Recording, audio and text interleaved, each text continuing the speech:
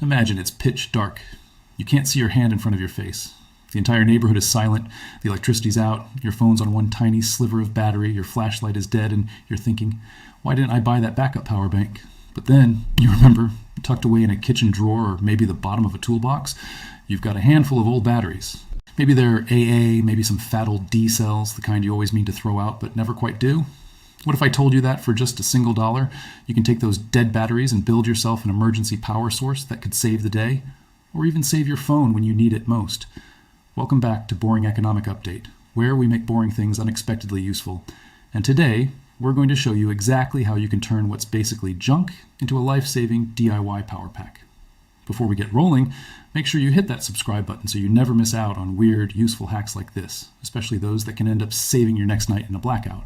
So, we all know batteries are expensive, and most of the time when a device says the battery's dead, it still has a little bit of juice left, sometimes enough to run a clock for weeks, or power an LED light, or even, if you know the trick, give one last burst of energy to your phone when you desperately need it. Ever wonder why your smoke detector battery starts beeping? You swap it out, and then, if you put that battery in a cheap kid's toy, it works again? That's because dead batteries are almost never truly empty. Most household batteries, even the ones that seem finished, have 0.8 volts or more left in them. And when you connect them the right way, you can stack up that leftover power. Now, I'm not talking about complex science projects or soldering circuits for hours. This is about using the stuff you have lying around. These hacks aren't fancy or pretty. They're the pure, scrappy, make do with what you have kind of fix that is as old as batteries themselves. Let's put a picture in your mind. It's late. There's a storm. Maybe you're in Tornado Alley or just dealing with a regular old thunderstorm, and suddenly, boom, the lights go out. You're surrounded by nothing but the distant flashes of lightning outside and the dull beep of something running out of power. It could be your nightstand clock, maybe your Wi-Fi router, maybe even your kid's nightlight. The stores are closed, you can't drive anywhere, but you have an envelope with old, nearly forgotten batteries. Here's where the $1 hack comes in. Even if you're not the handy type, this isn't the kind of thing that needs a big workshop or an engineering degree. This is pure kitchen table magic. All you need is a handful of those old batteries, some foil or a penny, a small roll of tape, and a cheap, generic battery holder, or even some cardboard and more tape if you're really in a pinch. That's less than $1 worth of supplies. Maybe you've already got all of it just lying around. Why does this work? The secret is in how batteries die. When your remote control tells you it needs new batteries, what it really means is that it can't manage the higher voltage it wants. But many small devices, and especially low-power LED lights or simple USB chargers, can squeeze extra use out of what's left. If you link up a half dozen of those dead AAs in a series, suddenly you're in business.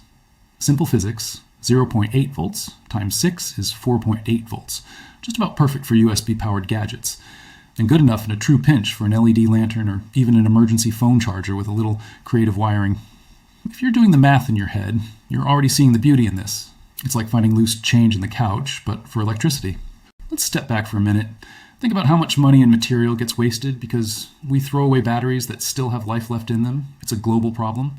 Millions of batteries head to landfills each year, leaking chemicals and costing us money, all because it's easier to buy new ones than to squeeze out the last drop. But with a tiny bit of creativity and $1 spent on a few basics, you can flip that story, especially when you actually need power the most. This isn't about being a prepper or wiring your whole house off the grid. It's about being smart, resourceful, and not letting good energy go to waste.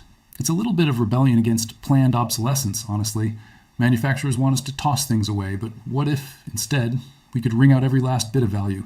Now, maybe you're wondering if this is complicated.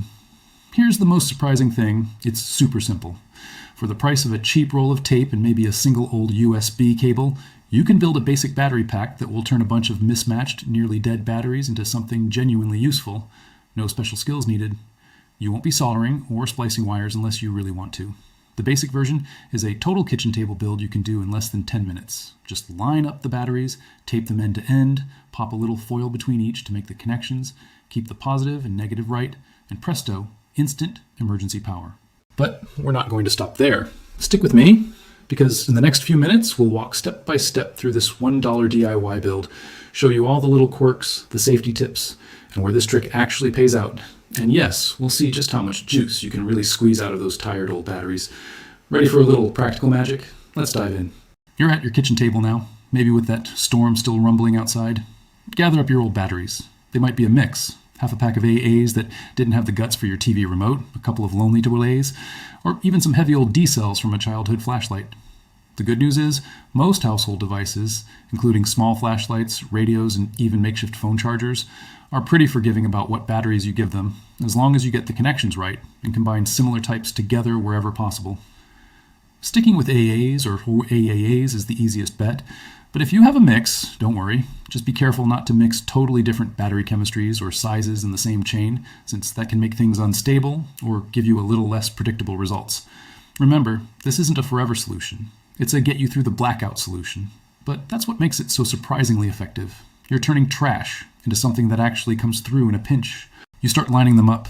To make them into one working power chain, you want the positive end of one battery to touch the negative of the next, just like you'd stack them in a regular battery holder. If you have a holder, great. Snap your batteries in. If you don't, grab your roll of tape and a small strip of kitchen foil or a few clean pennies. Tape holds everything together. Foil or pennies make the connections between batteries. Lay down a strip of tape, sticky side up, set a battery down, fold a little piece of foil over the negative end, set the next battery so its positive touches that foil, fold the tape over to lock it, and keep going. It's like linking sausages. Quick, messy, but effective. Once you've chained up at least 4 to 6 batteries, you're closing in on a voltage that can do real work. Now, most USB-powered stuff, like your phone or a rechargeable LED light, runs on 5 volts DC. 6 spent AAs, if they each give roughly 0.8 volts, sometimes even a bit more, stacked in a row gives you right around 4.8 volts. Almost perfect. Remember, you're not charging your phone for the next 8 hours, but you will get enough power to make a call, text for help, or give your flashlight or radio a second wind. If you're really hunting for parts, grab an old USB cable, snip off the end that plugs into your device, strip back the insulation, and you'll see 4 little wires. Usually red and black are what you want. The red is positive, the black is negative. Tape each wire to the ends of your homemade battery pack. Red to the plus, black to the minus. Make sure the connections are solid, no wires crossing, no exposed foil poking out where it could accidentally touch something else. With a little luck and care, you now have a DIY USB battery bank. At this point, you're probably wondering, does this actually work? How much can I really get out of a pile of nearly dead batteries? Here's where reality sets in. It depends on how flat they really are. But the thing is, dead for an Xbox controller or a smoke alarm is often still running. For an LED light, a small radio, or even a quick phone boost. And because you built the battery pack yourself, you can swap out the weakest battery and drop in another whenever you want. If you're handy and have a cheap $1 voltmeter, you can check each battery before you chain it up, picking the best for your pack and getting even better results. Most people throw out batteries with plenty of voltage left for low power stuff. If you've ever run one of those dollar store LED flashlights on a pile of cast-off batteries, you know they can shine for hours and hours. While you're building, keep an eye on safety. Don't mix up totally different kinds of batteries. Lithium and alkaline, for example, shouldn't be taped together. Don't let the bare foil touch both ends at the same time, or you'll short your pack and drain all the juice instantly, or worse, cause it to heat up. And when you're done, recycle these batteries responsibly. Once they really are flat, there's nothing more to squeeze out of them. Now back to that $100 emergency power build. What can you power?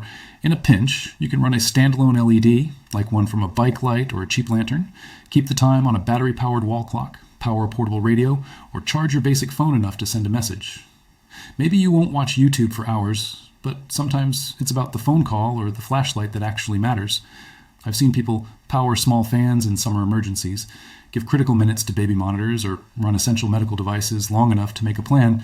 That's not just thrifty, it's resourceful, and it puts power back in your hands. The fun part? You can experiment a little. Let's say you've only got AAAs, or you want to try using 9 old button cells from kids' toys. As long as you chain them together with the right polarity and check that you're landing around the target voltage, you're in business. It's like playing with Legos, but instead of building a house, you're squeezing every drop of power that companies hoped you'd just throw away. But the best lesson comes when you start to see that dead batteries aren't just waste, they're opportunity, waiting in your junk drawer. You start to see old batteries differently. Instead of seeing garbage, you see a hidden stash of potential energy, a secret tool for those just-in-case moments. Your kids learn a little science, your neighbors think you're either a little bit genius or a little bit crazy, maybe both, and you get to be the person who still has power when everyone else's batteries have given up. There's something satisfying, too, about getting that last little bit of value out of something the world gave up on. And here's another curiosity. Not only does this help in power outages, but it's also a small way to fight waste. In a world where we're constantly tossing out, upgrading, and replacing, There's something powerful about making the most of what you already have. Think about how many billions of batteries are discarded each year when they still have life left in them. Now, imagine if every household squeezed an extra hour or two out of each set. That's a huge collective resource hiding in plain sight. You're not just keeping your own lights on, you're part of a quiet, unsung revolution in resourcefulness and waste reduction. With your $1 emergency power system up and running, you've unlocked a secret. Power doesn't always come from a shiny, new gadget or a fancy backup generator. Sometimes it's the handful of old batteries you were about to trash, reimagined with a little tape, a little foil, and the will to make do. This is the kind of DIY that really makes sense. Now, you've got something on hand that you can actually use, whether it's a 10-minute fix in a blackout, a science lesson for your kids, or just a cool project to show your friends. And all it took was a single dollar and a little bit of curiosity. So, as you sit back and see your phone flicker to life, or your flashlight beam out into the darkness, you get a glimpse of just how much potential is in the everyday things we're so quick to throw away. But what if there's even more you can do? What if you could tweak your build, make it safer, more efficient, maybe even stronger? Enough to power something you never thought possible. Let's keep going, because before we finish, I want to show you the bigger picture of why hacks like this $1 emergency power-up might just change how you look at every little piece of so-called junk around you. Now let's zoom out for a minute and really think about what's happening here. Not just on your kitchen table with your $1 battery pack, but all across the world in moments of crisis and everyday inconvenience. When the lights go out, when your phone chirps that last warning buzz, you're not just up against the hassle of a little outage. For some people, a blackout means isolation, missed work, even danger.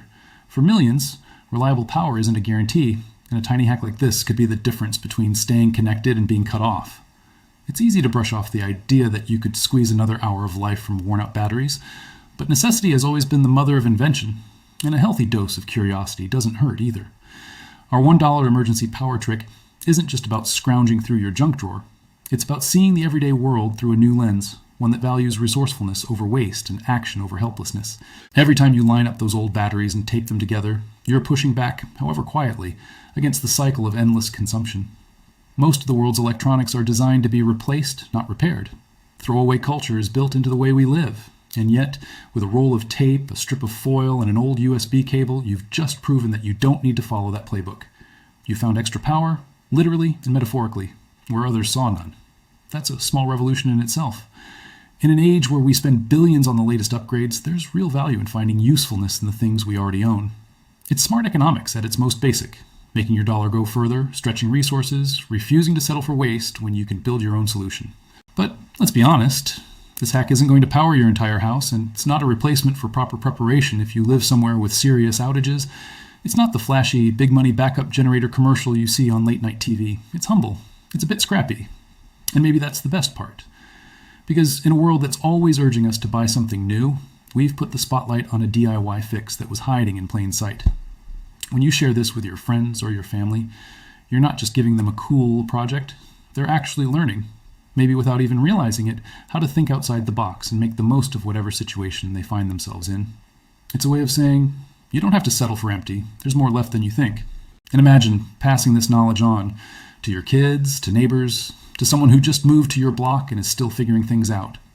Suddenly, your $1 DIY battery hack isn't just a quick fix for a blackout. It's a lesson in creativity, independence, and self-reliance. It's a tiny bit of empowerment that, over time, actually changes how people view problems. You're taking back control, even if it's just control over a reading light or the last emergency phone call on a dark night. Over time, these little acts of making do add up. They're the stories of our grandparents and great-grandparents brought to life in a digital world. Tales of resourcefulness that used to be baked into everyday life, but that we're often too busy or distracted to remember. And here's a question for you to think about long after the power comes back on. What else is lying around your home right now, written off as junk, that could solve your next unexpected problem? Maybe it's more batteries. Maybe it's old cables, broken toys, leftover hardware, just waiting for a second chance to prove its worth.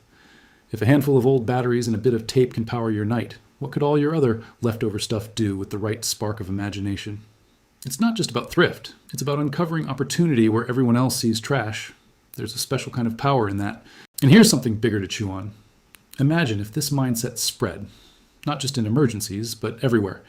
Instead of racing to replace or upgrade, people start looking for what can be fixed, saved, hacked, and made useful again. That's not just an economic shift, it's an environmental one too. Less waste, More usefulness, fewer landfills, and a little less money siphoned off by big manufacturers selling you what you already have sitting in your basement. Suddenly, turning old batteries into new power isn't just about saving a few cents on your electric bill. It's about taking part in a global movement to make the world just a little more sustainable, a little more creative, and a lot more independent. Of course, as with all these things, the real value comes from actually trying it for yourself. You can sit and watch 100 videos about wildlife hacks, but nothing sticks with you like the feeling of hearing your phone buzz to life on a battery pack you built from what everyone else would have thrown away. The pride in showing your family how to squeeze another hour out of a stormy night, or just the reassurance that you have a backup plan the next time the power flickers off, is something you carry with you. It's almost addicting. Once you start seeing the world as a toolbox instead of a trash heap, you can't stop thinking, what if? That's why, as we wrap up this boring economic update, I want to challenge you. Next time you find a dead battery, don't toss it immediately. Hold on to it. Build your $1 emergency pack. See if you can bring something back to life, even if just for a little while. And when you do, let people know about it. Snap a picture, tell your story, keep the conversation going. Share this video with friends who care about saving money, fighting waste, or just feeling prepared for whatever comes next. And drop your stories and experiments down in the comments. Did your pack work? Did you find a better way to connect the batteries or power something unexpected? I want to hear all about your results, your tweaks, your proud DIY moments. We're building a community of people who aren't just content to wait in the dark. So if you found this video helpful, or if you're inspired to look at your own junk drawer in a whole new light, make sure you let us know with a like, a share, and most importantly, a comment below. Your creativity, your hacks, even your failures, they're all part of this ongoing experiment in stubborn, practical resourcefulness. Because at the end of the day, a boring economic update is never really boring when it helps you keep the lights on, save a little money, and take control, one unexpected hack at a time. Thanks for watching, and I can't wait to hear how you put your $1 emergency battery pack to the test.